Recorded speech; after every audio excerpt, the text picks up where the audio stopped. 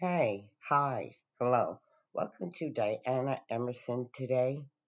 We are listening to the tragic murder of Kathy Marlowe. This is the new Scotland Yard New files. Scotland Yard, synonymous with excellence in crime solving, recognised as a world leader in murder investigation. Every year, New Scotland Yard's experienced detectives unravel the twisted truths from the tragedies that unfold across the bustling capital city of London. Uncovering evidence that nails the guilty beyond all reasonable doubt takes time, dedication, and a forensic attention to detail. This is New Scotland Yard Files.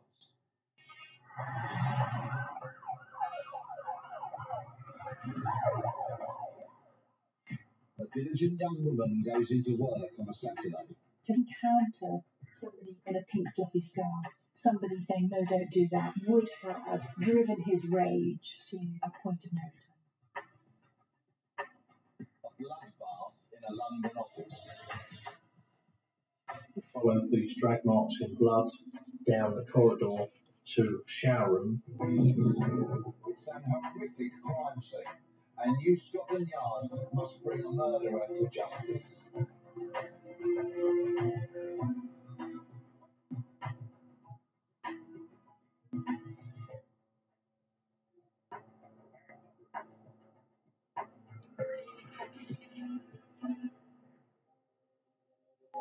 At 2 p.m. on Saturday the 13th of January 2007, Kathy Marlowe, a young professional from New Zealand, was due to have lunch with her flatmate.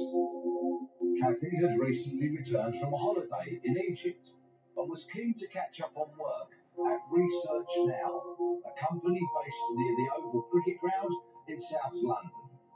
At 1:36 p.m, Kathy called to confirm lunch, but she never turned up. Her worried flatmate rang a mutual friend who also worked at the building to ask him to check on Kathy to make sure she was okay. When he arrives at the office, he finds her dead in a pool of blood in the ground floor shower.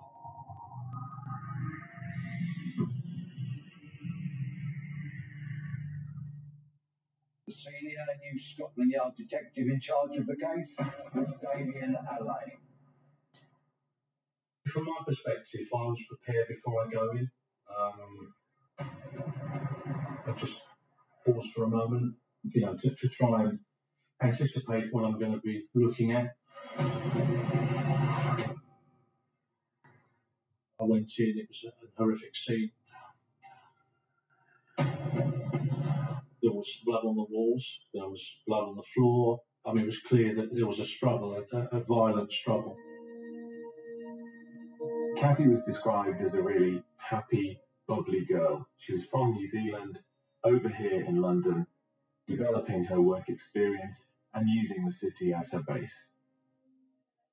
At the time, Vauxhall was a very popular area for young professionals and students, and particularly people coming over from New Zealand. This crime was a huge shock to the overseas community living there. This crime was shocking in its brutality. It appeared at first glance to be completely random. An office worker killed in the reception area of her company, near the headquarters of MI6.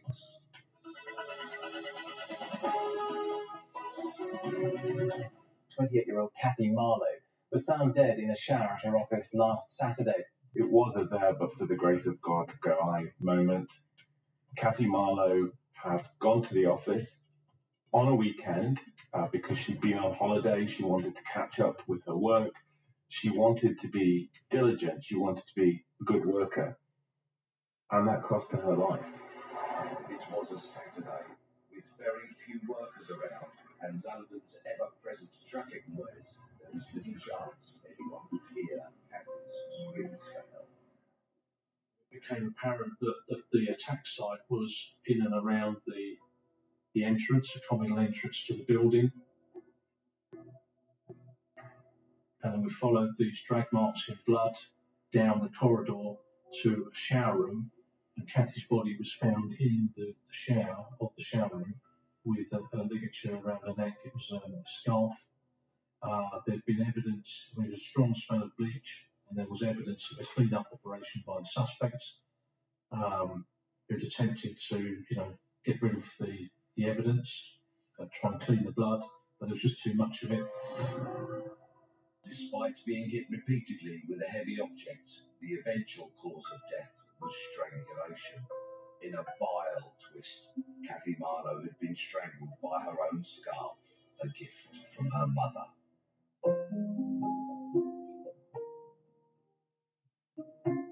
Obviously, the family were completely devastated when they heard this news. They had to get on a plane and face this terrible reality thousands of miles away. And Kathy's mother at the time was terminally ill with cancer.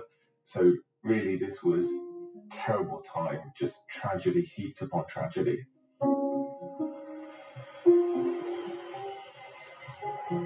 We had no idea of who might be responsible, what the motive was. There was no CCTV directly on the premises. There were no eyewitnesses. The UK is one of the most surveilled countries in the world. There were hundreds of cameras in the vicinity of the South London office, any one of which could have captured an image of Kathy's killer. We took possession of hundreds, if not thousands, of hours of footage. Do we start to view this footage, which is very resource intensive? But then that's like looking for a needle in the haystack, because we've got no eyewitness accounts. We don't know who the suspect is, what the suspect looks like. Damien Elaine took the decision to not look at all the CCTV until he had an idea about who or what to look for. The New Scotland Yard Murder Squad set about developing a theory around what may have happened. Key is what the crime scene reveals. New Zealander Kathy Marlowe was living her dream by working in London, but last Saturday she was found dead in a shower at her offices here in Kennington. I'm totally open-minded as to who might be responsible for this. It may be a work colleague, it may be a stranger, we don't know. The only person that can tell you what's happened is the person who's been murdered and the perpetrator. I took the decision that we were going to invest a lot of time in the forensic retrieval and the examination of that building. But the biggest challenge in this investigation was the sheer scale of the crime scene.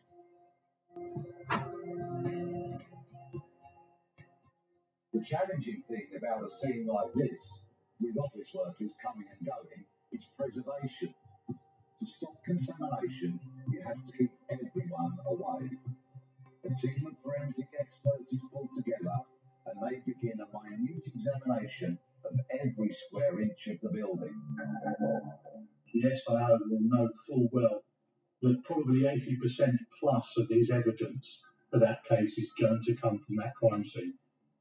That huge building with 3 floors and multiple offices in it, we don't know where those suspects or suspects have been.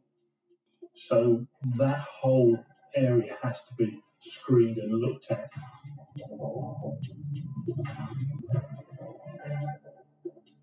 We had in excess of 100 different forensic examiners and experts, from fingerprint experts to DNA experts to blood pattern analysis experts, crime scene managers, photographers, so we could, as much as we could, try and interpret what had happened at that scene and then retrieve any evidence.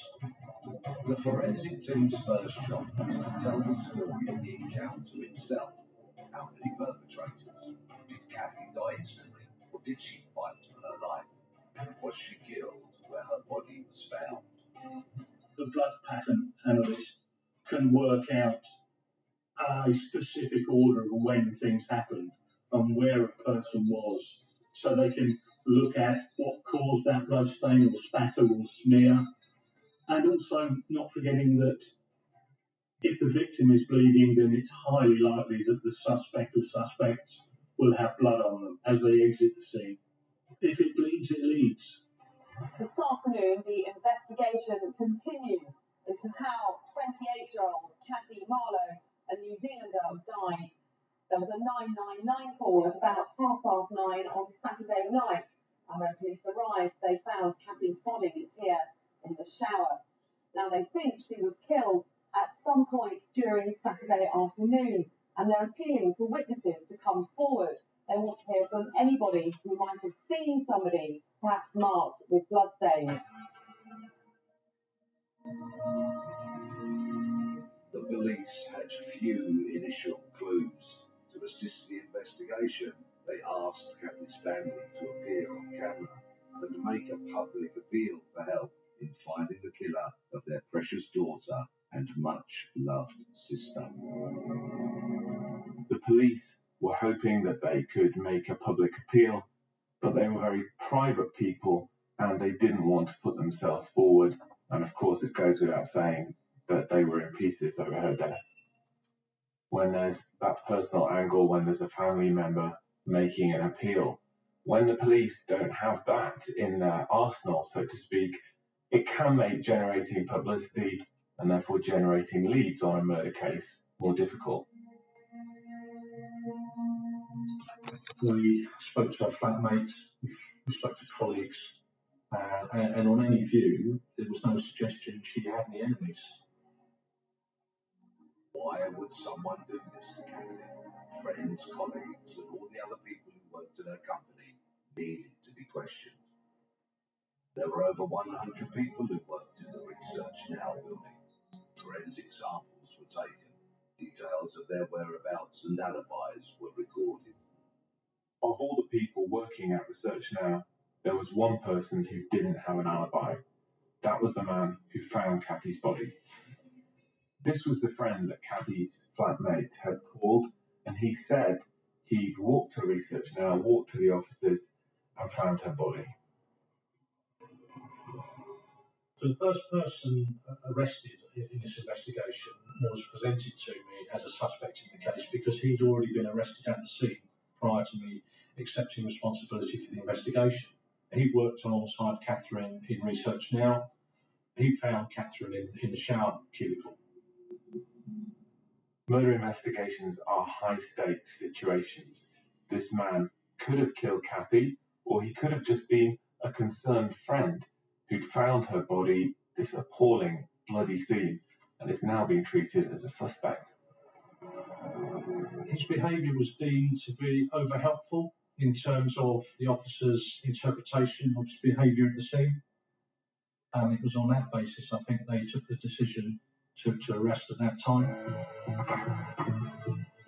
Kathy's work colleague had been arrested on the grounds of being overly helpful and knowing where the body was. But Detective Damian Allain had a gut feeling about the murder. You have to build a reasonable hypothesis to have a focused investigation. So you've got to start theorising to some extent about what you think might have happened. And I think from the outset it was likely to have been an intruder.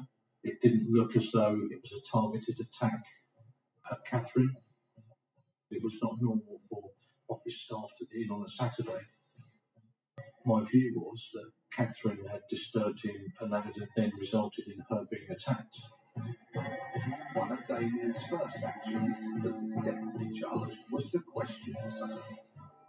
The officers who first responded considered his status to be suspicious at that time. Perhaps he was in shock. But the best I could do, having been presented with this, was to implicate him or eliminate him. There was absolutely no evidence that he was in any way responsible. I apologise for what he'd been through. He accepted that that was what happened. There was nothing to link Kathy's friends to her murder. Scotland Yard detectives came up with a working hypothesis that an intruder may be the culprit responsible. 2 days in, as the investigations team worked methodically through every office in the building, they wanted to know if anything had been stolen. It was a couple of days into the inquiry that we established that a number of laptops had gone missing. We were starting at that point to get a motive that it was an office burglary. This guy was prepared to murder Kathy, dump her body in the shower, and having done that, trudge around an extremely bloody, horrific crime scene and steal a few laptops. You know, this is a dangerous man. People are scared and he's on the loose. As the investigation progresses, bit by bit, forensic experts paint a clearer picture of what they believe happened. We were clear that certainly most of the blood must have come from the victim because she had that serious head injury that had bled.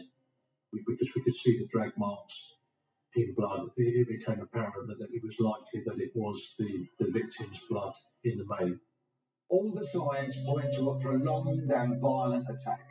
So violent that the perpetrator may have been left with some kind of injury.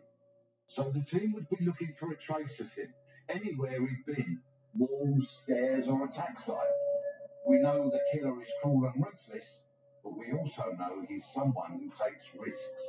What's utterly incredible here is the way in which the attacker, after having carried out this brutal murder, then proceeds to calmly carry on with the robbery of the laptops. How is this possible?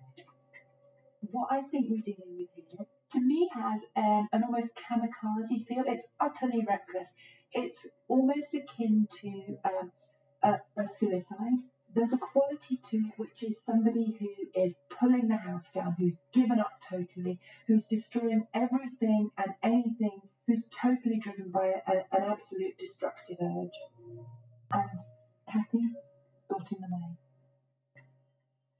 Whether Catherine knew the intruder or not, we weren't sure. Sometimes it's not what you find, but what you find is missing that can drive an inquiry forward. The team noticed that a crucial piece of evidence that could lead straight to Kathy's killer isn't present at the crime scene. What we tried to do is piece together Catherine's movements that day. And we know from a flatmate that she left her flat nearby at about 9 o'clock. We know she was a creature of habit, that she went into the coffee shop, which was almost diagonally opposite to the business premises. From that footage, we could see that she was carrying a handbag, and we couldn't locate that handbag in the building. We have a handbag that belonged to Catherine that is missing. It is brown leather. It's about 10 inches by 10 inches. It has a flap over the top of it, and this is sealed with a dome-shaped clasp. Kathy's handbag was crucial in this investigation. It could still have been in the killer's possession, or it could have been dumped somewhere, covered in his DNA. Information then came in when detectives asked her bank to examine her accounts. Someone had tried to use Kathy's bank card after she'd been killed, and now the yard had a CCTV image of the person using it. Was this man her killer? An image had been captured of the person who tried to use that card. So straight away we had a potential suspect. We circulated that image internally within the police service, and two separate officers came forward and gave us the same name, naming the individual as Daniel Kennedy. A quick bit of research identified that he had previous convictions for petty thefts, and he was due at court that very day that the information came in. So I made a decision that he would be arrested on suspicion of murder at that point, because he's in possession of stolen property very shortly after the murder's taken place. His account is that he was walking at a street nearby, Vauxhall Street, with Linda Profit, who was his partner, and they happened upon this bag in the street. And he decided he was going to steal that bag and take it back to his home address, and then he ended up using one of these cards. Damien Allain, the senior investigator, has to make a really important judgment about whether to believe the suspect's story or not.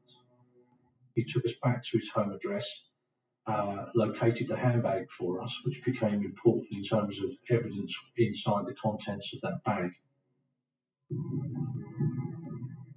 He was interviewed by two very experienced detectives on my team.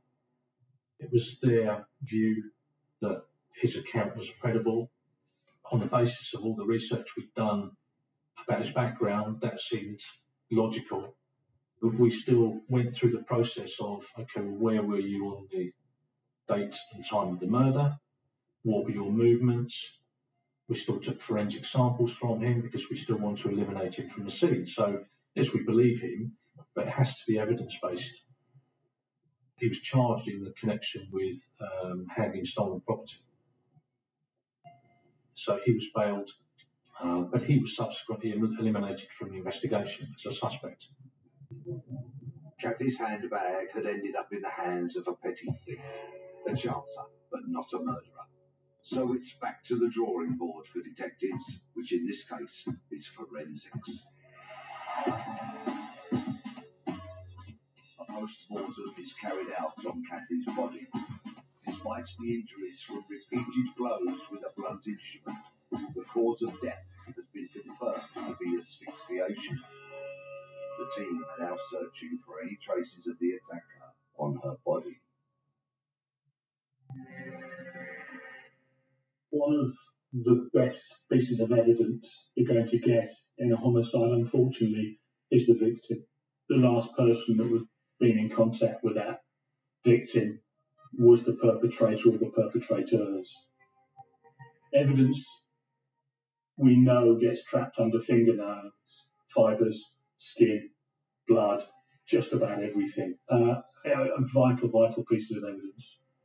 It was at that point that we got our break because we had a result that came in from the post-mortem samples that had been submitted to the laboratory. I actually remember the day like it was yesterday. It was a Friday evening. We found 2 DNA samples under 2 separate fingernails, which both match one male person. If there's a violent struggle, then you would expect a large amount of suspect offender DNA under the fingernails of the victim. DNA can get under anyone's fingernails. It can be social contact, partners, or working together, for example. Or if there's a large source of DNA on a surface and I touch that large source of DNA, then there's potential for that to transfer under my fingernails.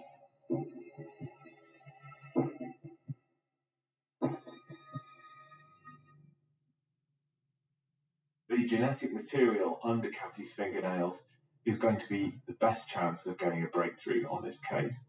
But in order to do so, New Scotland Yard need to get a match. And they were about to get one. The samples belonged to a man who had recently been arrested and cautioned for being drunk and disorderly. When that name came into the equation, we were able to establish that actually he'd been a former employee of Research Now, where Catherine had worked in that building. So he was a former employee who'd been sacked 6 months previously because he was considered to be unreliable. But of course the question arose, well, could he have been having a relationship with Catherine? The police certainly had a great many questions for suspect number 3. Matthew Fagan was arrested on suspicion of murder. Matthew Fagan denied any involvement in Kathy Marlowe's killing, and he also denied burglary. But police finally had what they had been waiting for, a face to search for in the thousands of hours of CCTV, starting in the streets close to the murder scene. They got a result. A man of Goodley Fagan was walking along a nearby street in the direction of Research Now, just before the murder took place. That same individual is then seen on the return journey with what appears to be a laden backpack. When police showed Fagan the CCTV images, he denied it was him, despite the strong resemblance, and he said he'd been in another part of London, Lewisham, that night and had actually been mugged, been slightly injured and gone to hospital, and reported the mugging incident to police. He's gone to a guy's hospital to get treatment, so it's logged at the hospital. Fagan is easily recognisable on Guy's Hospital CCTV. The street footage next to research now is less clear. At this point, the investigator turns to another professional, a specialist help. You looked at the picture and thought, well, is it him or not? I thought it was. But what was crucial is that he had an unusual gait in terms of how he walked. It was almost like a limp.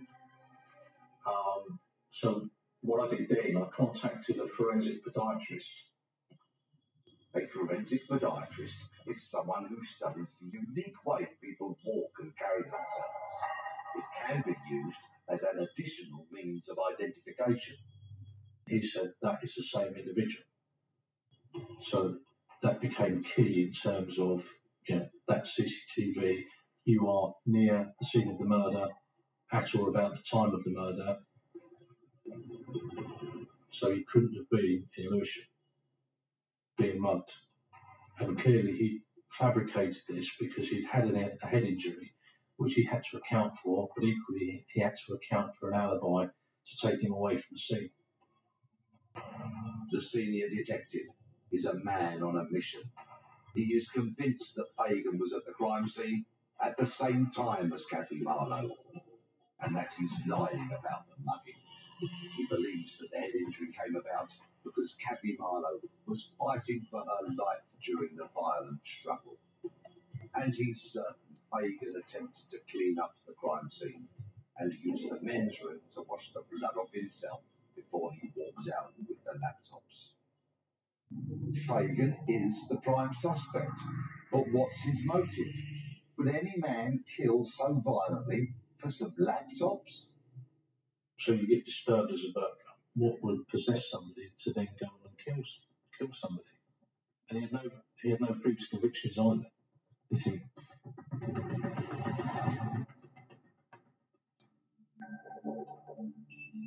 We know that Fagan had been sacked. We know that Fagan was now bankrupt. And what this train of events could trigger is a total destructive meltdown. This is somebody who feels utterly wronged and who is now prepared to do anything and everything to retaliate, who feels their sense of pride has been totally damaged and is now doing anything he can to reinstate that sense of power. Fagan is the prime suspect. Police believe it's him. But as to motive, all there are a few stolen laptops. We're not talking about £1 million in a suitcase. Matthew Fagan is still denying everything. For the senior detective to build a strong case, he needs more evidence. It was down to forensics, and once again, they delivered the goods. We managed to find blood, which was Fagan's DNA, underneath the desks where he'd stolen the computers from. So as he'd gone underneath to unplug the computers from the sockets, he's depressed a blood mark on the underside of the desks, which we were able to retrieve, and subsequently they turned out to be Matthew Fagan's DNA. At this point, Fagan finally admitted to police that he had entered research now, intending to steal the laptops. But he then said he'd gone with a group of others to commit the burglary, and that one of them must have killed Kathy. In this situation, police have got to remain focused and keep accumulating evidence. His position was, I went there to burgle those premises with other people. Catherine disturbed us. At that point, I decided I was going to have nothing more to do with this, and his position is I walked away. So, in other words, it must be down to them and not me. What we see is someone who can see nothing, feel nothing but his own pain, and he is seeking to blame others, to blame the world, to blame anyone for that pain. So when he has these head injuries, albeit that they are the product of his own violent murder, they present Fagan with an opportunity to put himself in the position of the wronged victim. And that's a position where he feels very comfortable, where he feels that life has put him. He wants to be the wronged victim. He sees himself, he sees his life as one in which he has been attacked by life. Life has destroyed him. He's been sacked. He's become bankrupt. So he's looking to blame anything and anyone. Matthew Fagan's weaving a web of deceit to try to throw the police off. Firstly, he's claimed he wasn't at the scene, but in hospital with head injuries after being mugged. Then he says it's not him on the CCTV outside Research Now. Next, he goes back on his story, claiming he only went to steal laptops and he was with other people. They must have killed Kathy, but the forensic examination of the crime scene has produced a wealth of evidence, and it's stacking up against Fagan. It's his DNA under Kathy Marlowe's fingernails, and his blood is found under the desk from a head injury he received, probably when fighting Kathy. And laptops are missing from the office. And as the evidence mounts up, he keeps changing his story. The police think they've got their man, and they charge Fagan with Kathy's murder. But to build a watertight case, they need more. Senior Detective Damien Elaine is determined to make sure Fagan doesn't get away with this. A case like that, you live and breathe it. And you go home, you go to bed thinking about it, you wake up thinking about it. Sometimes you dream about it. You know, you thinking, what am I going to do tomorrow? And you do very much live and breathe some of these cases. Back at the crime scene, every millimetre is being checked for signs of Fagan. He must have left some trace behind. Something that could be used to convict him beyond all reasonable doubt. Forensics came through once again. They found the tiniest piece of flesh on the wall where the attack took place.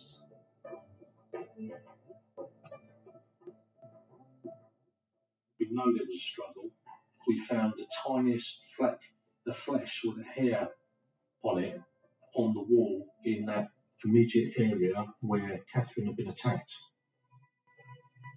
DNA from the hair identified Matthew Fagan, and Damien Elaine began to build a picture of what happened in the struggle between him and Kathy Marlowe. It was evident that there'd been a big struggle there. Catherine was clearly fighting for her life at that point, I think. She disturbed him. Catherine was reasonably short. Fagan was a tall guy. He was in excess of 6 foot. He was quite strong. He was a heavy individual. And a blunt instrument was used. We think a hammer was used, which we never recovered. He was clearly intent on causing a serious bodily injury. And eventually he strangled her. There were still loose ends that needed to be tied up.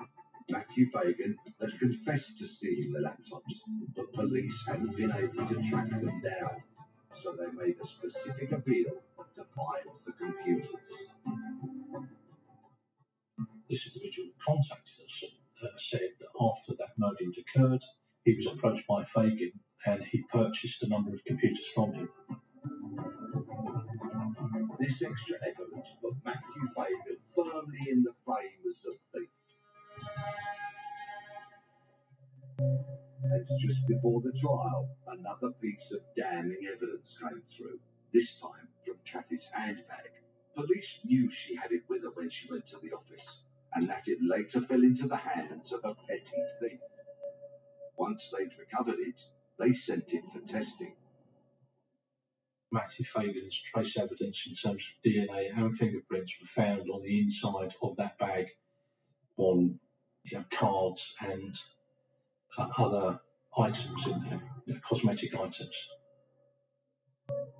The frightening thing about Fagan is that actually this is a relatively normal human being prior to the events.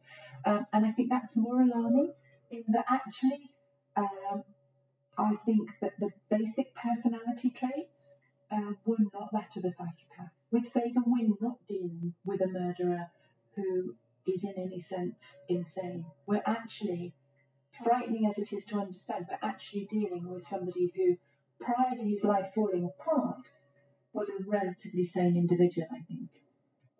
New Scotland Yard had all of the evidence, but they still had to convince the jury. Matthew Fagan was sacked from research now. 6 months later, and drowning in debt, he returns to the company in order to steal laptops. There, he had a chance encounter with Kathy Marlowe, who he didn't expect to meet, and he murdered her simply because she got in his way. He then stole the laptops and went on to sell them. Fagan then created a false alibi by reporting to police that he'd been mugged and going to hospital to have his head injuries treated. You can never prejudge how a jury will react or how they will analyse that evidence. So you just don't know. I had total confidence that I'd done as much as I could to put a good case before the court. Fagan pleaded not guilty. In court, he blamed other people for the murder. He accused suspect number 2, the man who had found Kathy's handbag, and then tried to use her car, but he'd been eliminated from the inquiry. By pleading not guilty, Matthew Fagan was denying certainly to the jury that he'd had any involvement in this brutal murder. He'd remained extremely calm that night, so he'd gone to try and sell the computers, having been to the hospital. Most people who had been involved in the murder of quite the violent nature of this one, you might have thought might have had a reaction to it. And he maintained that when he gave evidence in an entirely dispassionate way, of course saying he hadn't been involved. And by virtue of his not guilty plea, there was no room for him to express any remorse because he was denying any involvement.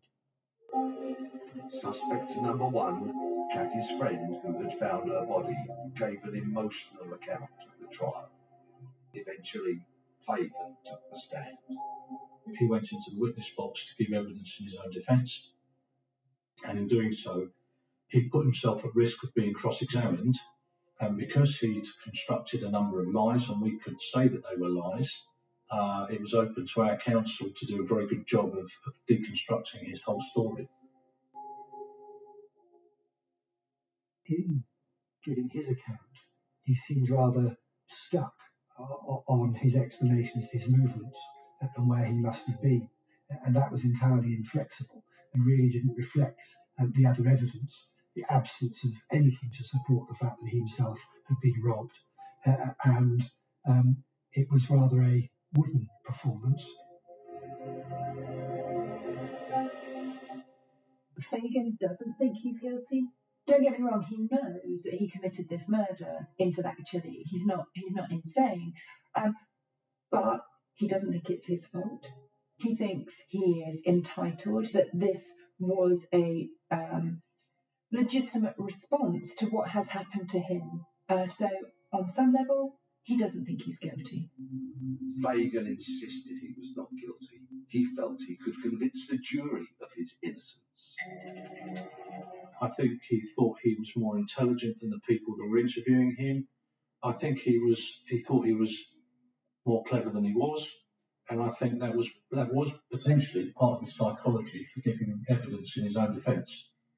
But the plan backfired because we had very good prosecution counsel that was able to just, tear his stories apart. Matthew Fagan was found guilty and sentenced to life imprisonment with a minimum term of 26 years.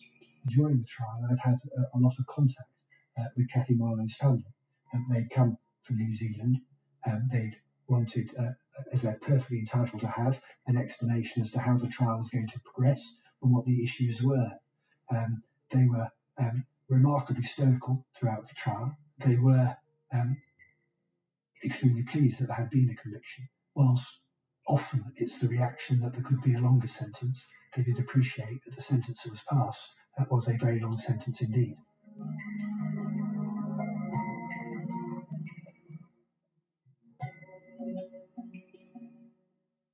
emotional moment. I was sat next to Debbie Marlowe, Catherine's sister. Brendan was there, Catherine's brother, and Bernard, Catherine's father, was there. As I recollect, we hugged each other, which was probably not very professional in the court, but I think emotions slightly took over. But I was really pleased for the family because, okay, that's not going to bring Catherine back. And actually, the next best thing is that you understand what's happened and who's responsible. Sadly, Kathy's mum, who had been terminally ill, passed away before she saw justice handed down.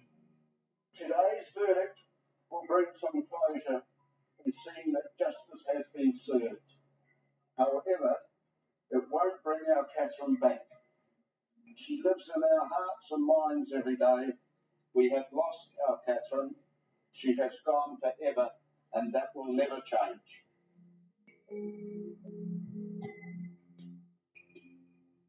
The horror of this story is that it wasn't about Cathy. It wasn't about attacking Cathy. Cathy got in the way. And I think Cathy's innocence, Cathy's naivety, Cathy's optimism, Cathy's gutsy fighting back mentality served to antagonise Fagan further. Somebody who has given up on everything, who is cynical, who feels total bitterness at the world, to then encounter somebody in a pink fluffy scarf, somebody saying, no, don't do that, somebody plucky, fighting back, would have driven his rage to a point of no return. Matthew Fagan pleaded not guilty and continued to blame other people, but he didn't get away with it. The jury found him guilty and he was sentenced to 26 years in jail. For the detectives of New Scotland Yard, it was a triumph of patience, perseverance, and scrupulously detailed forensic work. For Cathy's family in New Zealand, they got justice, but as her father later said, it will never take away the horror and the suffering that Fagan caused.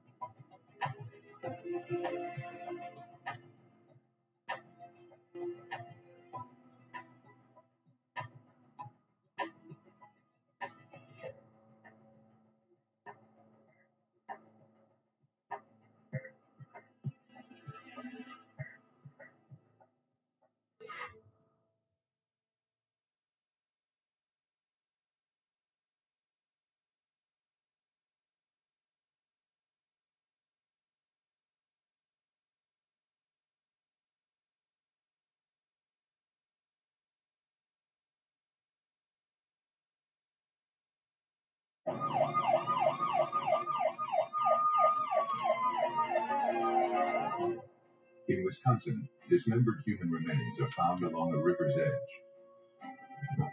To solve this murder, investigators must first find a way to identify the victim. The body of a decomposed man is found in an Arizona state park. Only advanced computer technology can lead detectives to his killer. After finding skeletal remains, Texas police arrest a suspect in the murder. But unless the victim can be quickly identified, detectives will be forced to set a killer free. Some killers believe that by concealing the identity of their victims, their crimes will go unpunished. But with advanced technology, forensic artists are identifying faceless victims and exposing a killer's guilt by drawing conclusions.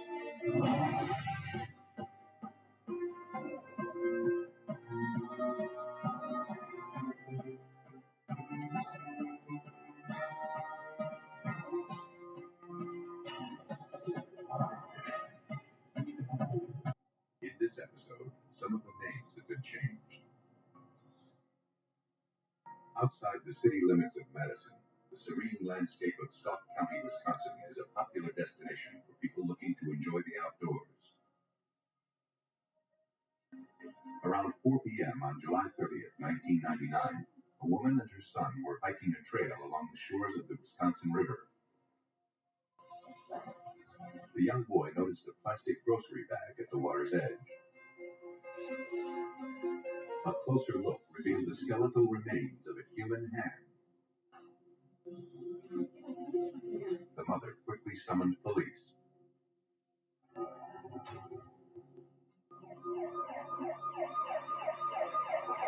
Officers from the Sauk County Sheriff's Department responded to the scene. The hand was still attached to the arm, which had been precisely severed at the shoulder joint. Unsure what to make of the finding, police decided to spread out and search the area.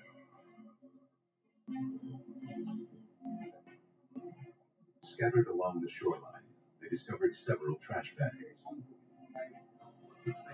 Inside were more human remains.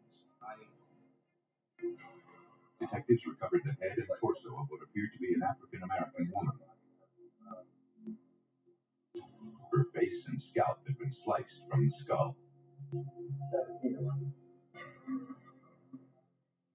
All of the unidentified remains were collected and sent on for a more detailed analysis. For Detective Joe Welch of the Sauk County Sheriff's Department, the measures taken by the killer to conceal the victim's identity were telling. The skin had been removed and placed in a separate garbage bag. It appeared that it was removed in a skillful fashion, that the person that was doing it knew what they were doing. To find the killer, investigators knew they would first have to identify the victim. By studying the remains, the medical examiner concluded that the woman was 5 feet 1 to 5 feet 3 inches tall and was likely between the ages of 18 and 25. The level of decomposition suggested she had been dead for at least 5 days. Examiners were able to obtain fingerprints from the victim's hands. Hoping the prints were on file, investigators ran them through the FBI's National Fingerprint Database. But there were no matches. Sauk County Sheriff Randy Stamen would have to find another way to give this victim a name. We initially thought that we'd be able to generate fingerprints and make a comparison and identify the body of the victim, feeling that if we could make that identification, we'd have a very good chance of solving the crime. When that failed, then the next step, obviously, was to put out a physical description and a photograph. The problem we had there was that we didn't have a face on our victim. Flesh that remained on the victim's skull held the only clues to the woman's identity. And investigators knew that sending the severed head to a forensic artist for a facial reconstruction would destroy that evidence. But scientists at the Milwaukee School of Engineering believed they could help. They requested a CAT scan of the woman's head. Engineers believed that by using a CAT scan, they could possibly create an exact three-dimensional paper replica of the skull, which could then be used by a forensic artist to reconstruct the victim's likeness. And no evidence would be destroyed in the process. Engineering professor Dr. Lisa Milkowski. In this case, we're trying to produce a replica that looks like it is very similar to an actual skull. And the paper layers feel like an actual skull. First, engineers had to convert the data from the CAT scan into a computerized three-dimensional model. The resulting information was then transferred onto a disk. Next, the data was subjected to a process called rapid prototyping. Normally, rapid prototyping technology is used to test engineering designs that have been created on the computer. The process converts the computer model into an actual three-dimensional replica made of laminated paper, allowing engineers to analyze it for design flaws. The process had never been used in a forensic setting. First, the three-dimensional model of the skull was broken down into flat two-dimensional layers. Then, carbon dioxide lasers began precisely tracing each layer onto a sheet of paper. Each unique cutout is then layered on top of each other, fused together with glue. The layering process that is used when constructing an object with rapid prototyping is similar to thinking about slices in a loaf of bread. The entire loaf is three-dimensional in nature, but each slice is flat. The same thing is done when we construct an object with paper layers. We start out with a single paper layer, just like a sheet of paper, and the laser traces out the shape on that single layer. And as all these layers are stacked together, each one having a unique cutout, we come up with this three-dimensional object. The resulting block of paper is whittled down until the replica is all that remains. 40 hours later, nearly 10,000 sheets of laminated paper had gone into creating an exact paper reproduction of the victim's skull. Investigators decided to send the replica several hundred miles away to the Kentucky State Crime Lab. There, Dr. Emily Craig, a renowned forensic anthropologist and a leader in facial reconstruction, was asked to put a face on the paper skull. The possibility of doing a clay reconstruction on a prototype skull was actually kind of exciting. To my knowledge, I don't think anyone in this country had done it for victim identification. To bring this victim to life, Dr. Craig attached tissue depth markers to several different points on the skull. These markers reflect the average thickness of skin for people of similar race, age, and sex. Before molding the facial features, however, Dr. Craig has to be certain that the eyes selected will be of the same size and shape as those of individuals similar to the victim. Guided by the spatial arrangements of the victim's skull, the eyes are precisely set into place. In order to generate recognition from the public, the spacing and the gaze of the eyes has to be perfect. Once completed, Dr. Craig began bringing Jane Doe to life by modeling her face using an oil-based clay.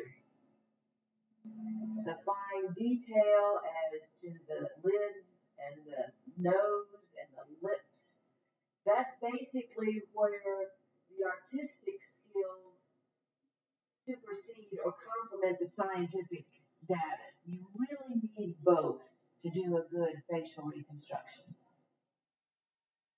After dozens of hours, the face of the murder victim began to take shape. Variations of the victim's appearance were photographed, and the clay model was sent to police in Sauk County. Investigators quickly released the photographs through the media. Still, weeks passed without a lead. But then, a woman named Sherry contacted police. She said the face in the poster bore an uncanny resemblance to a 25-year-old woman named Muvano Kupaza.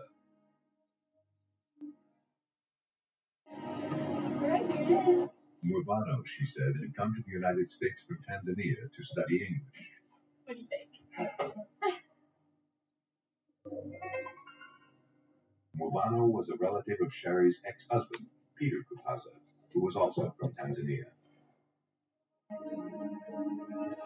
Though the three lived together for some time, Muvano began having problems at the couple's residence. Sherry learned that while the three were living together, Peter had become abusive towards his cousin. Late at night, while Sherry was asleep, he would sneak into Muvano's room. There, he raped the 25-year-old exchange student repeatedly, threatening to kill her if she ever told anyone. She told police that when Mubano told her what was going on, Sherry left her husband. A few weeks later, Mubano decided to return home.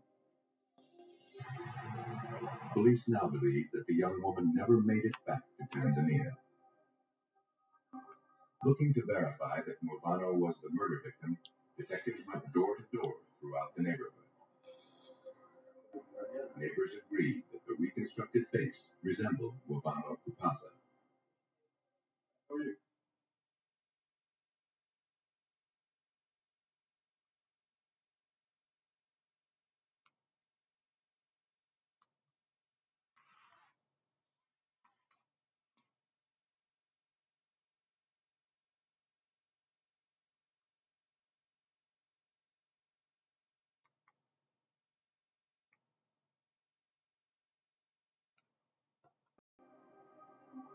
Looking to verify that Mubano was the murder victim, detectives went door to door throughout the neighborhood. Neighbors agreed that the reconstructed face resembled Mubano Kupasa. Police questioned her 40-year-old cousin, Peter. He denied any knowledge of the murder. And he viewed photographs of the victim's reconstructed face with a total lack of recognition. I showed him a poster. I asked him if that looked like anyone he knew. He said it didn't look like anyone he knew at all. Though Peter claimed he had no pictures of his cousin, he agreed to turn over 2 photo albums. He added that he had recently spoken to Mubano's father in Tanzania. He was told that his cousin had made it home and was doing fine. Looking to verify the story, investigators contacted Mubano's family in Tanzania. According to her father, Mubano had never returned home, and he hadn't heard from her in some time. Peter Kupasa had been caught in a lie. Detectives began digging into his background. Kupasa, they learned, had worked for several years as a butcher.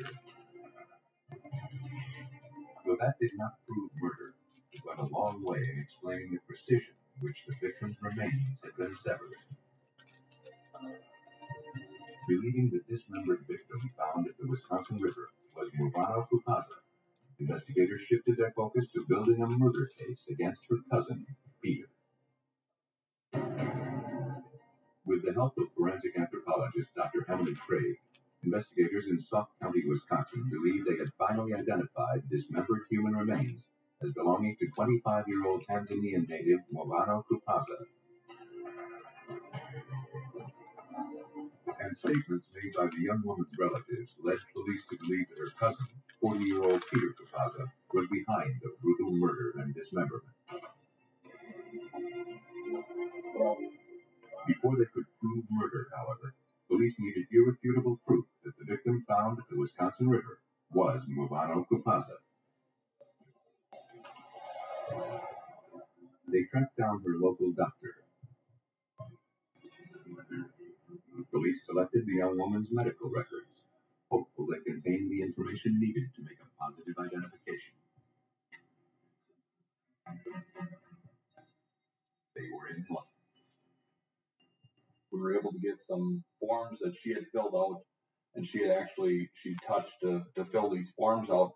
We took these forms to the Wisconsin State Crime Laboratory, where they did processing and actually were able to locate latent fingerprints on those forms and compared them to our deceased and found that this was our deceased and she was identified as Mubano Kupasa.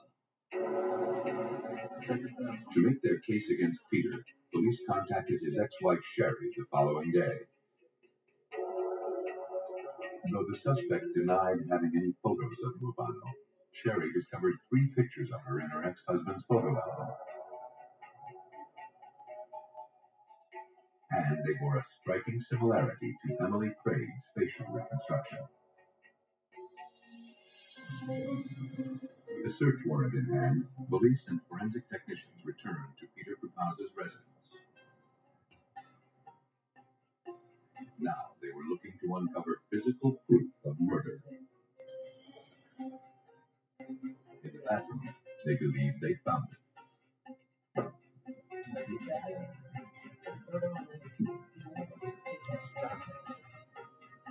On a section of the baseboard, they observed reddish-brown stains that appeared to be blood. The section was removed for future DNA testing.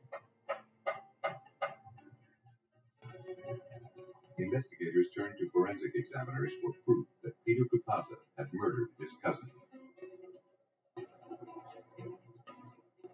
Examiners generated a genetic profile of the blood found in Kupaza's bathroom.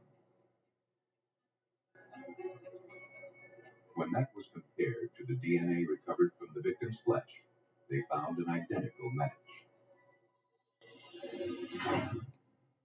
Peter Kupaza was arrested and charged with murder. Based on the evidence, investigators believe that Muvano began threatening to expose her cousin's sexual abuse. And Peter Kupaza would do anything to keep that from happening. After killing her, police believe he dragged the young woman's body into the bathroom, where he dismembered her. Then he tried to dispose of the remains by dumping them in the Wisconsin River. On June 22, 2000, Peter Kupaza was sentenced to life in prison for the first-degree murder of his cousin, Muvano. In Wisconsin, the willingness to adapt a high-tech engineering process to crime solving led to the conviction of a brutal killer. To solve a murder in Phoenix, Arizona, police must rely on computer software to help them identify the victim.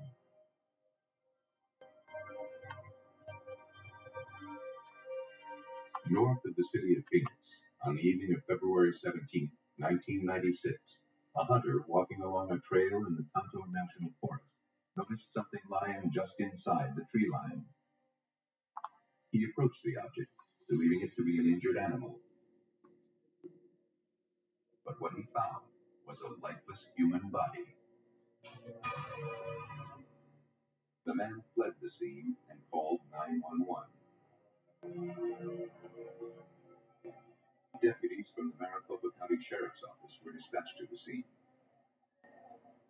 The victim, determined to be a white male, had suffered a single gunshot wound to the back of the head. But with no form of identification located, police were unable to determine who he was or why he had been murdered. And the level of decomposition had made it difficult to discern any identifiable facial features. The only clues to this victim's identity were a cowboy hat with a bullet hole just above the brim and a pair of prescription glasses.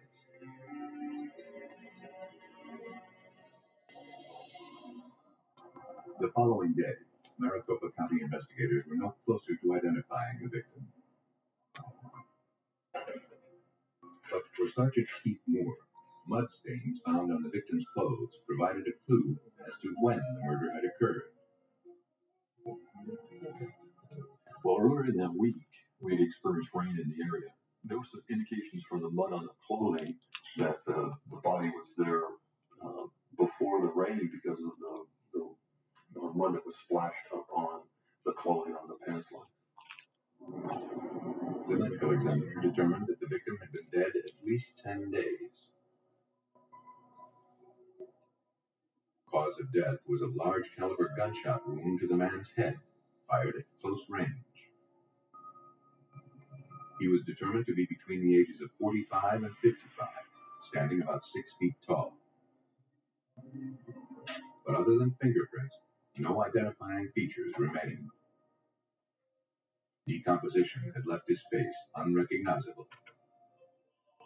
Until police could positively identify this victim, finding his killer would be nearly impossible.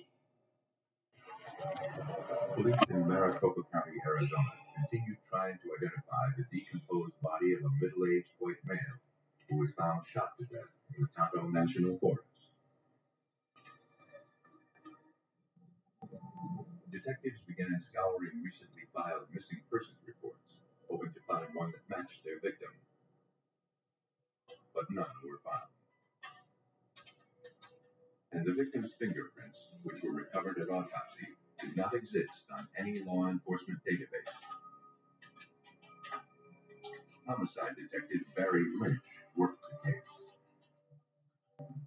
Once we ran through our normal operating procedures, the investigating procedures, fingerprints, the autopsy, everything that we possibly could do, we came to the conclusion that we had exhausted all our normal investigative tools that we had at our disposal, and we're going to have to go someplace else and look into doing something different to try and make this case or try and identify this individual.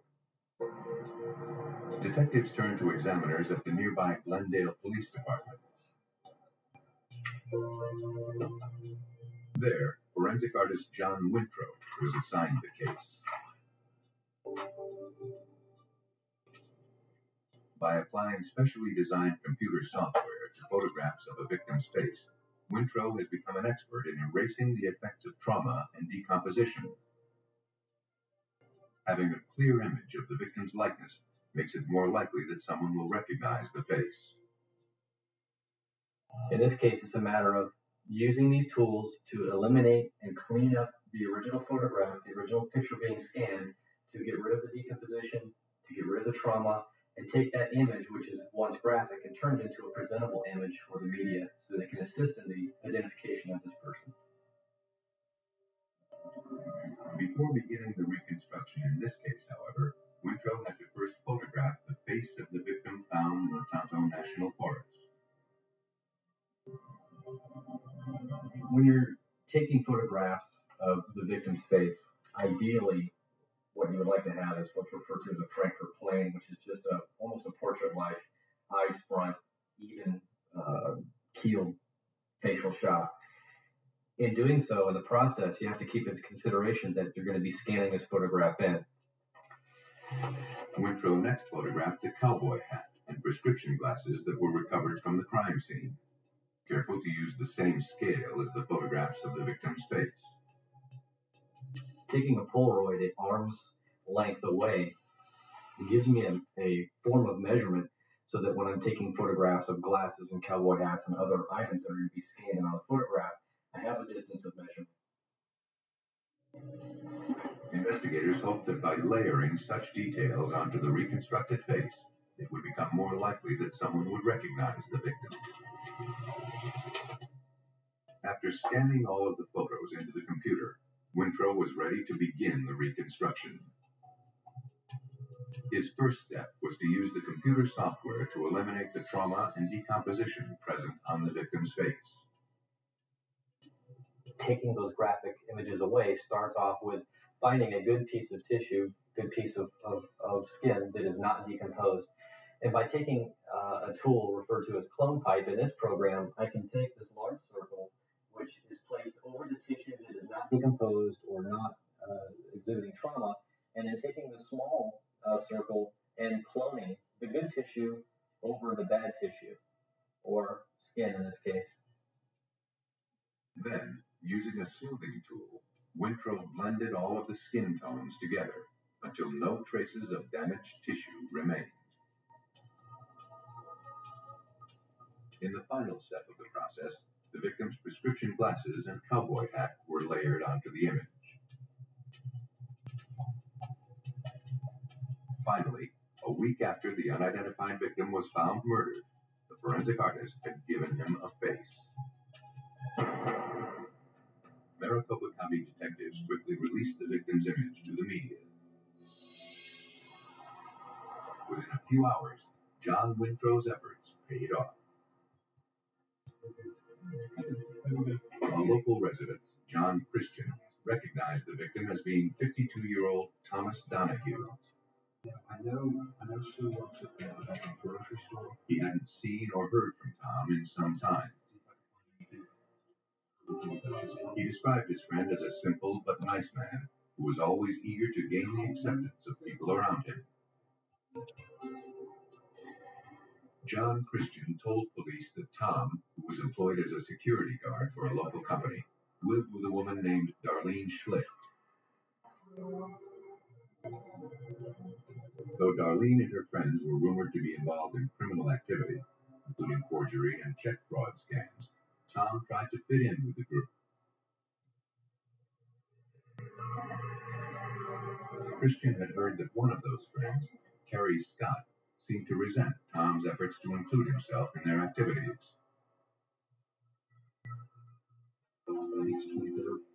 Christian hadn't seen Darlene or any of her friends in some time. Looking to prove that the victim was in fact Thomas Donahue, detectives contacted his employer. Tom, they said, had not shown up for work in several weeks. Donahue's fingerprints were on file, and his employers agreed to forward them to the crime lab. Examiners compared the known prints of Thomas Donahue to those recovered from the victim. They matched. Thomas Donahue was officially the victim of a homicide. Now, looking to identify his killer, investigators began tracking down his roommate, Darlene Schlicht, for information. But she was nowhere to be found. A records check soon explained why. 3 days after Thomas Donahue's body was found, Darlene Schlicht had been arrested on forgery charges in nearby Tempe, Arizona. According to the reports, Darlene had tried to pass a check at a cafe using an account that had been closed for several months. It turns out the account was in the name of Thomas Donahue. After being turned over to police, Darlene was placed under arrest and transported to the Tempe jail.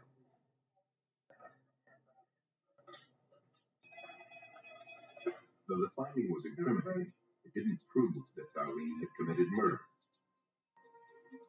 Police hoped that Kerry Scott, Darlene's alleged accomplice in the forgery scams, would have information about the homicide. But she was difficult to track down. A short while later, investigators got a tip that Kerry Scott was staying at a nearby motel.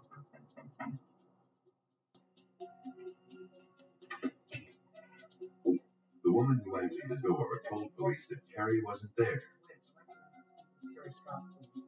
But they didn't believe her. Police began searching the room.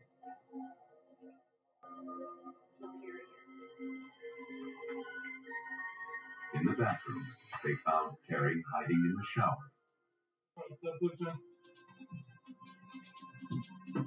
She was placed under arrest on unrelated outstanding warrants. At the Maricopa County Sheriff's Office, investigators questioned Kerry about Darlene's role in the murder of Thomas Donahue. At first, she was uncooperative. But after some time, Kerry decided to talk. She admitted to being present at the time of the killing, and she confirmed that Darlene Schlicht had committed the murder. According to Kerry, one night a few weeks back, she, Darlene, and another friend went out for a drive to the Tonto National Forest with Tom. As they made their way to a hiking trail, Darlene grabbed a handgun that Tom had brought along, ran up behind him, and shot him in the back of the head. Why? Though Kerry Scott claimed she had no idea that Darlene was planning to kill Tom, the murder didn't surprise her. Darlene had recently told her that Tom knew too much about their forgery scams and she wanted to do away with him. After hearing the version of the incident from Kerry Scott, then we had to find other individuals and other suspects who were involved in the case to be able to confirm or deny her version of the story. Police tracked down the third woman said to be present when the murder occurred. At first, Erica Land denied any knowledge of the killing. But when she learned Carrie Scott had told police she was there, Erica broke down.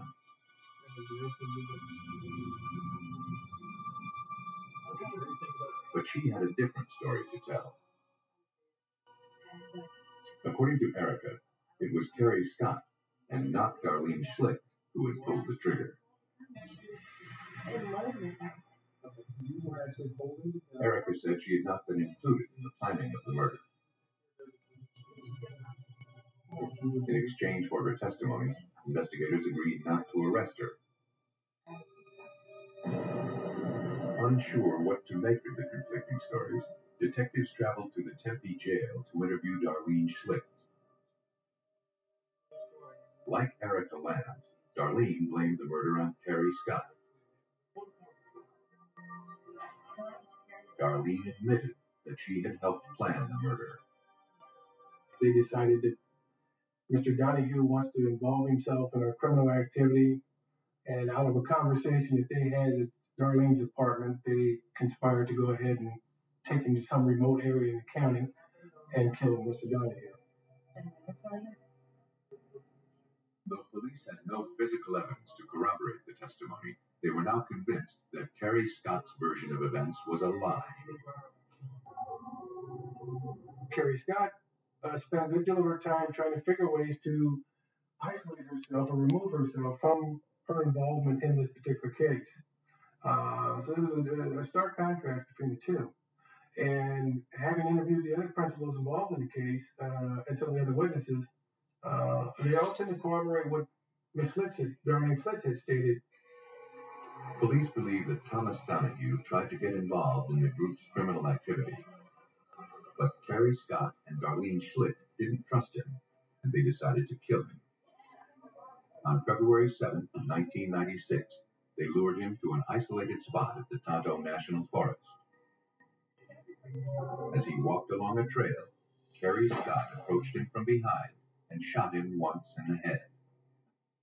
They believed that prolonged exposure to the elements would keep his identity and their crime a mystery. Carrie Scott stood trial for the first-degree murder of Thomas Donahue. She was convicted and sentenced to life in prison. Darlene Schlicht was also tried and sentenced to life in prison. The composite that Mr. Winthrop provided to us was crucial in this case because it was the means by which someone was able to identify Mr. Donahue. Without that, we would have probably never found the identity of Mr. Donahue or the principal players involved in this case. With the aid of computer software, forensic artist John Winthrop was able to restore a victim's appearance and help bring two killers to justice. In Texas, police must rely on a renowned forensic artist to identify a faceless victim. In the late afternoon hours of July 18, 1989, a young boy playing near a lake in Wells Point, Texas, stumbled upon some debris that had washed ashore. Curious as to what he had found, he began poking at the trash. When it flipped over, he saw that it was a human skull wrapped in cloth. Frightened, the boy ran to tell his father. After receiving the 911 call, deputies from the Van Zandt County Sheriff's Office were dispatched to Willow Lake. There, they located a human skull and a pair of blue denim shorts scattered on the ground.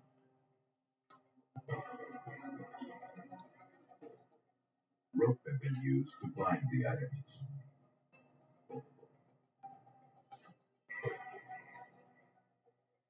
Police carefully collected the remains and a few stray red hairs lying nearby.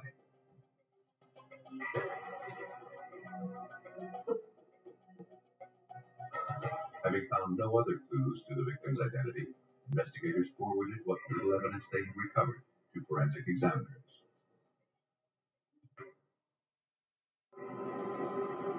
From the level of decay, examiners determined that the remains had been lying outdoors for at least a year. And evidence of blunt force trauma found on the skull suggested the victim had been murdered. Further analysis led to the conclusion that the victim was a Caucasian female, but little else was learned. Captain Rock Ellis of the Van Zandt County Sheriff's Office was contacted with the autopsy results. It was clear this would be a difficult case to solve. Forensics is telling me, that the lady is somewhere between 20 and 40 years old. She had red hair. And that's about all we had to go on at that time. As investigators struggled to identify the victim, dispatchers received a 911 call. More human remains had been found.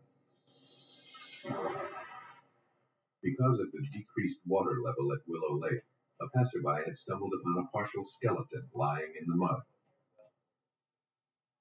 It was found less than 200 feet away from where the skull had been found. Chicken wire surrounded the remains. The caging had been tied to concrete blocks with electrical wire and rope, likely used to keep the remains submerged in the lake. And there was something else. It appeared the ropes had been tied with the same type of knots as those found with the skull. Forensic analysis later confirmed that these remains were at one time attached to the skull found a week earlier. Though the findings had provided investigators with additional evidence of murder, the identity of this victim and her killer remain a mystery. Police in Van Zandt County, Texas, struggled to identify female skeletal remains found scattered along the shores of Willow Lake. As police began canvassing the nearby neighborhood, they made a startling discovery in one of the yards. Lying next to a roll of chicken wire, police noticed some ropes. They were the same type and tied with the same knots as those found with the skeletal remains.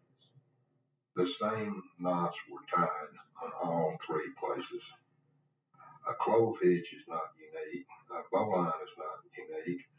But when you see those knots tied with the same type of material in three different places, it focuses in on the same person tying the knots. Though no one was home, police obtained a warrant and collected the evidence. Now they needed to find out who lived at that residence. A property search revealed that the house belonged to an elderly couple who lived there with their 38-year-old son, Ronald Mark Holloway.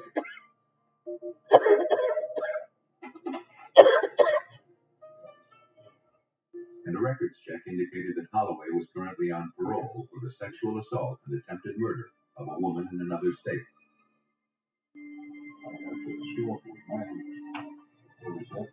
I contacted the officer that worked the case, and during our conversations, he gave me a lot of insight into Holloway. And he also read me part of a statement that Holloway made, in which he said that if he did this again, he would cut the person up and put him in the water. Though investigators had few clues to the identity of the woman found at the lake, they believed they had a suspect in her murder. What's this all about? Less than 2 months later, the elusive suspect, Ronald Holloway, was finally located in a nearby county and brought in for questioning. He admitted that he had tied the knots on the rope found at his parents' home. But he denied any knowledge of the murder. Detectives sensed that he was lying. Though their case was circumstantial, they decided to place Ronald Holloway under arrest for suspicion of murder. I was afraid that if I didn't make my move then, that he would be a long time before I saw him again. So I figured I'd get him while I could. But with Holloway's arrest, investigators found a new challenge. Because Because of a Texas law, they had only a short period of time in which to formally charge the suspect with murder. Sergeant Steve Black of the Texas Rangers was asked to assist in the investigation. In Texas at that time, we had what they call the Speedy Trial Act, and if you didn't bring your defendant to trial within that time, well, you were in serious trouble. The defendant would be gone. Having only 60 days to make their case, investigators turned to renowned forensic artist Karen Taylor for help. With only a skull to work with, Taylor combined science and art in order to accurately reconstruct the features and fine details that make each face unique. The advantage in putting a face on a skull is that arrangement is given there in the skull. The openings exist already. The various orifices of the skull are there, and the features have to be placed over them, and so the proportions are built in. It's the spatial arrangement of those features that has proven in study after study to be critical for triggering recognition. Taylor begins by photographing the skull with 21 tissue depth markers placed at precise points. Tracing paper is then laid over the life-size photographs of the skull. Using the rubber markers as her guide, Taylor began shaping the contours of this victim's face. Once complete, the next step is to draw in the eyes, nose, mouth, and other features that will potentially lead to the identity of the victim. There are certain ways to calculate the individual features. There's a formula for each feature for the development of the eye and determination of the width of the nose or the projection of the nose or the width of the mouth and so forth. Using established scientific data to approximate the size and shape of the victim's features, Taylor next looked to other evidence recovered from the crime scene to help her fine-tune her drawing. A pair of blue jean shorts were recovered that were size 26-inch waist, indicating a really slender individual. So I knew that I needed to slenderize the face somewhat, so I actually shaded in the cheek area to make the finished reconstruction drawing look more slender.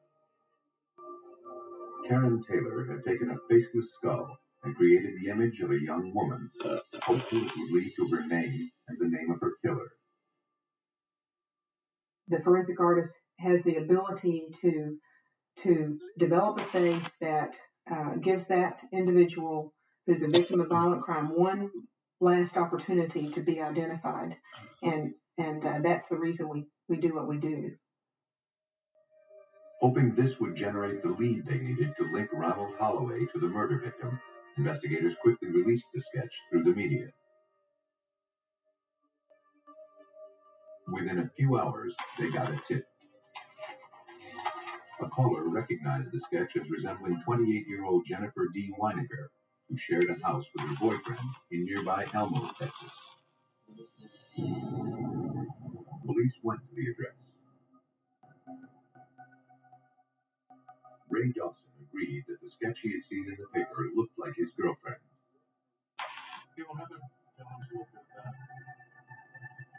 Police asked him for a photograph of Jennifer. The picture of the girl was a dead ringer of the artist rendering that Karen had fixed for us. We've been together for the past 2 years. Around the time Jennifer disappeared, Dawson said he was in jail on traffic violations. And though he hadn't heard from her since, he didn't think much of it. In the past, Jennifer would ask him to drive her to the local bus station. She was a free spirit and enjoyed being out on the road. In fact, she would often take off on hitchhiking trips across the country and be gone for months at a time. Police specifically asked him about Jennifer's friends and associates. But Dawson didn't know anyone named Ronald Holloway. Believing they had finally identified their homicide victim, Authorities retrieved Jennifer Weiniger's dental records and compared them to the remains found at the lake. It was a perfect match. Though Karen Taylor's facial reconstruction had led to a positive identification of the remains found at Willow Lake, investigators were no closer to proving Ronald Holloway was the killer.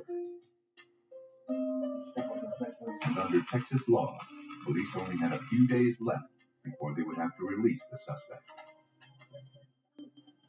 Unless they could find a way to connect him directly to the victim, Holloway might just get away with murder. With the help of forensic artist Karen Taylor, authorities in Van Zandt County, Texas, had finally identified skeletal remains as 28-year-old murder victim Jennifer Weiniger. Though authorities had established a physical link between evidence found at the crime scenes and the home of Ronald Holloway, they struggled to tie the suspect directly to the victim. And they had only a few more days to prove he was the killer. Otherwise, they would be forced by Texas law to set him free. Hoping to uncover a connection between the suspect and the victim, police began canvassing Jennifer's Elmo, Texas neighborhood. A clerk at a local convenience store knew Jennifer well. She used to come into the store several times a week. And there was more. Captain Rock Ellis. About the time that she disappeared, he told me that Jennifer was at the store.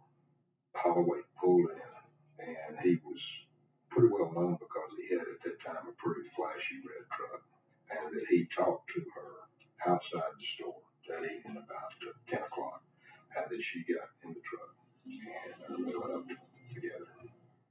I tried very hard to find anyone who had seen her after that night, and couldn't. Under questioning, Ronald Holloway insisted he didn't know anyone named Jennifer Weiniger. Police knew that was a lie. Though all the evidence against him was circumstantial, investigators felt they had enough to finally win a murder conviction. Police believe that in August of 1988, the rage Holloway had asserted towards women in the past resurfaced soon after he and Jennifer began a relationship. Using a blunt object, he beat Jennifer Weiniger to death and then disposed of her remains in Willow Lake. On January 30th, 1990, Ronald Mark Holloway was convicted of the murder of Jennifer D. Weiniger. He received a sentence of 25 years to life in prison. When solving a murder, homicide investigators rely on the victim's identity to lead them to a suspect. But to give a faceless victim a name, police turn to forensic artists who can expose a killer's guilt by drawing conclusions.